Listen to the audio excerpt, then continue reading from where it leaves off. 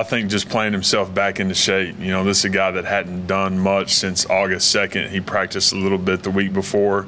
He had a good week of practice, but then you get into those live situations, and of course they're a little different. So just getting him reps, that was invaluable, getting him back going.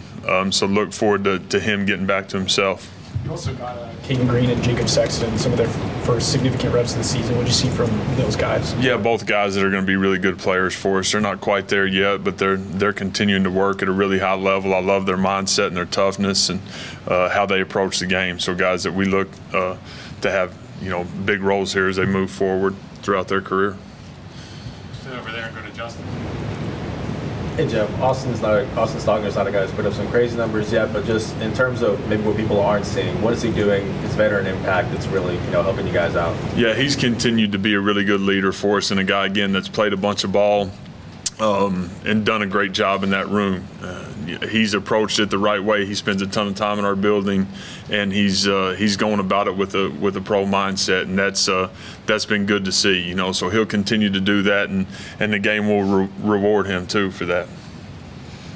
Over here, Jesse. Ted, that running back room as a whole through 3 weeks, maybe how much of a balance has it been to, you know, like you mentioned, ride the hot hand while also trying to get all those guys on the field and get them opportunities? Yeah, there's a fine line in it, and we're continuing to work through that. But again, guys have played quite a bit here through the first 4 weeks, or the first 3 weeks was really good to get Gavin back on the field and get him quality reps. So as we move forward, it'll be a little more of the hot hand and who's playing really well at the time and in the moment as we're inside the game. Bob?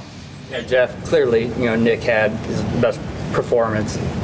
What do you remember about last year and the struggles he went through and how he fought through it? Yeah, just being the same kid every day, as hard as it was, him not being healthy and having the soft tissue issues and going through different things when he knew he had the ability to be on the field and play and make an impact with where we were in that room this time last year. Him just staying true to who he is. You know, he's got an incredible family, he's got an incredible future, and he's a young man that has just continued to work and put himself in positions of success. It was really fun to see him come out of his shell a little bit on Saturday and have some success. Eli? Jeff, in the context of the run game, what's been your evaluation of the offensive line so far, and where do you feel like that group still has to go? Yeah, we've got to continue to get better. Obviously, as we move forward, you know, the unit that we're facing this week going to be the best unit we've played up to this point, and you know, we've got to continue to play guys like Caden and like Jacob so that we're able to play multiple guys at the front spot. You know, I think we ended up playing 10 last week. Troy also has played a lot of ball for us here in the first 3 weeks, which has been good to see. The run game, we need more production from that standpoint. And we need to create some explosives at times in the run game. So we'll look forward to that being a big part of who we are as we're moving forward as well. You talk about that stuff. Has it felt more like difficult to get guys into a rhythm, or has it been something up front about kind of the scheme and everything? It's a mix of things. As you go back and watch the tape, has something to do with the backs at times, or entry angles, or whatever it may be, winning our one-on-ones when we have the opportunity to in space. But again, feel good about where the group is. Need them to have a great week of work as we go on the road. James? Jeff, is your left guard position unsettled, or are you just working guys through because you have talent? And also, on defense, you talked about Cincinnati a little bit, but they're pretty good statistically. What do you see out of them as a whole? Yeah, we're going to continue to roll some guys up front. We've got guys that deserve to play, you know, and those guys have played and they'll continue to. With what we're seeing out of Cincinnati is a front that's really good. They're big, they're long, they're physical, and the strength of their defense to me is that front. So it'll be a great challenge for us as we go on the road. Jeff, you guys have been extremely successful on third down. I know you talk about winning first and second down to set up success, to set the success, but you also completed 3 third and long situations. Can you talk about just your third down success? Yeah, it's been good to see guys make competitive plays. You know, when guys are wide open, you pitch and catch. That's fun and it's good. But seeing guys make really competitive plays like Jay Gibbs' play on 3rd and 12, which was a huge play in the game at that point, was great to see. And we got to continue that trend. You know, we're going to have guys open at times, but man, when you're one-on-one and you got a chance to go make a competitive play, make the play. And I think that was the best thing coming out of Saturday. What about Dylan's decision-making in those situations, too, making the right reads? And he's Yeah. been really good at that, too. Yeah, it has been good. Big boys have done a really nice job keeping him clean. And that's been a big part of it, too, giving him the ability to sit in there and play through his progression and not have to escape and get out of it too early. Okay, Ryan? Yeah, just sort of sticking with Dylan there. We've seen what he's been able to do just physically, but compared to where he was a year ago, what's the biggest difference you've seen in the non-physical way that where his game management, the mental side of things, Yeah. just the way that he's handled that part of being a quarterback? Again, I think he's in a comfort level right now that he wasn't in this time last year. And he spent a bunch of time in the building last year. He's spending a ton of time in the building right now. So that part of it hasn't changed. Again, he had to go through some things last year that were hard. And I think that's matured him in a way to have a really stern edge about him and how he's preparing and playing with the chip on his shoulder. And he's got to continue to do that. I imagine you always thought that there would be that progression this year in this second year, but was there a time or a moment when you started getting a sense of just what the difference would be? You know, when he got back in January and just the way he worked and through winter workouts, and that had not a lot to do with ball, but it had a lot to do with leadership and toughness and edge and knowing who he was and being true to himself.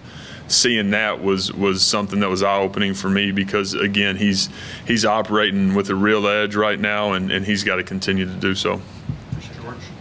Jeff, the package with Jackson Arnold, have you been able to put your finger on why exactly that hasn't maybe worked to the degree that you guys thought it might, and is that something that you guys want to stick with going forward? Yeah, we'll continue to find ways to mix it up, you know, and put him in positions of success when he's in the game.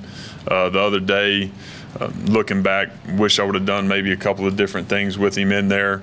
Felt good about the two things that we had in the game plan, which were obviously the ones that got up.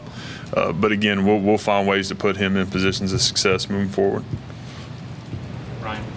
We've seen the depth with the wide receivers that you guys have built through the non-conference. As these games tighten, how do you keep managing that rotation? Because you guys move so fast. A lot of times you just want to keep it rolling. The guys that start the drive finish. Like, how do you manage that to keep those guys in? Yeah, just through great communication on the headsets from position coach to me being upstairs, just making sure that we're talking through when there is stoppage or when it is slowed down, being able to roll guys and get guys in, being able to change personnel throughout drives.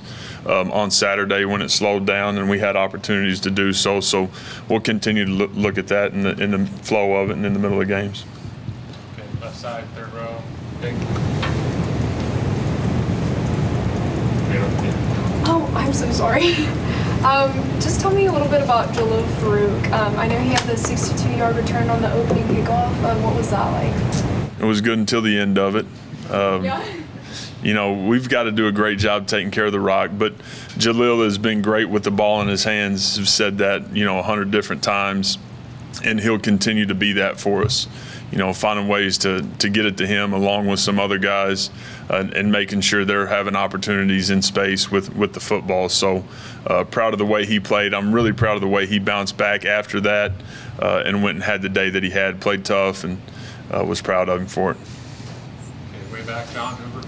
Yeah, Jeff, is it important in college football, can it be a priority for an offense to have a quote-unquote identity? Is that a thing, or is that a media creation where what is your identity? And if it is, what's the identity for this Oklahoma offense? Yeah, I think it is important to have an identity. Hopefully when people watch us, they see us playing really fast, being fearless, and having great physicality about the unit, and that's who we want to be. We want to be an offense that's on the attack, that has great balance, and it's going to take what the defense gives us. And so that to us is, who we want to be every single Saturday. How does that change over the course of the season, or does it? Do you evolve? Do you get more physical against certain teams? You see what I'm saying? Yeah, I think the biggest thing is what you're getting on the other side of the football. if you have the ability to sit back there and pitch and catch it and throw it all over the yard because that's what you're being presented, then do that. If the box is incredibly light and you got a chance to go run the football 74 times, go do that. So putting guys in positions of success, that's our job. But ultimately playing fast, being fearless in how we call it, and having great physicality are the three things that, when people watch us, that they see that. Right side, Chris. Yeah, Coach, how much does a guy like Cincy's Dante Corleone affect your game plan this week, and what are some things you can do to try to neutralize him Saturday? Yeah, he's a guy that's played incredibly well. They've got a bunch of guys really that have played incredibly well. That, again, it's a big, long, physical group, and we've got to do a great job being able to mix it up, changing the tempo, being able to do some things where we are huddling and we're slowing down and making sure that we've got the right guys hatted just because of some of the different presentations that we're getting defensively. So we'll continue to do that, being able to mix it up and change it up and varying the tempos as we play. Back left, Tim. Jeff, coming back to the offensive line as it relates to the run game, you say we need to improve. Where do those improvements need to come, and what areas are you happy with? Yeah, again, it all depends on, what situation you're in. Is it a short yardage situation? Is it a P&10? What is it? And then the next part of it is, from an improvement standpoint, there's so much of it that goes into the back's entry angles and where he's playing through the line of scrimmage and making sure that we're clean from that standpoint. So it is, the five big boys, it's the tight end, it's the back, it's the QB, all working together to make sure we're maximizing every single carry. I think the biggest thing is if we go block a run for 7 yards, quote unquote, then we need to at least gain 7 yards. You'd like to be able to go block a run for 7 yards and gain 25, and that's what I mean by winning our one-on-ones. So we've got to maximize that. Continuing to clean up fundamentally across the board for everybody is a huge part of it, and we'll continue to focus on that and work on that.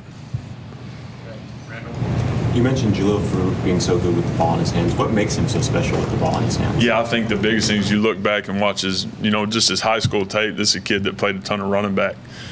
So naturally, he's a strong-bodied guy that can win one-on-ones and be able to run through some trash. So those are the things that stick out for sure. Right side, second row, James. Hey, Coach, was there an effort to kind of go out there and try to make a big play at the very beginning of the game like you did this week, just after what happened with SMU, feeling able to do that long shot at the end of the game? Really felt like the first play of the game was a play that had answers. I had a chance to throw the post and going into it, but thought the ball very easily could have gone to a couple other places. Just so happened to get the picture that we got and was able to win over the top. So felt like that, going into it was going to create a completion more than anything, more than just being explosive, but knew it had a chance to do that as well. And back to Jesse. Jeff, along those lines, Saturday was maybe the first time this season that both Andrell and Jalil really had a lot of production. Maybe just how important was that to get both those guys going, and what did that maybe show about their potential as a duo on the perimeter? Yeah, I think it's a huge deal, just making sure that we're balanced from outside left to outside right, Nick having the production, then having the production in the slot, and truly being able to put the ball at a bunch of different places on the field. As you sit there and you want to be able to attack all areas. And so having guys have production in the slot, outside left, outside right, at tight end, when we needed it was huge.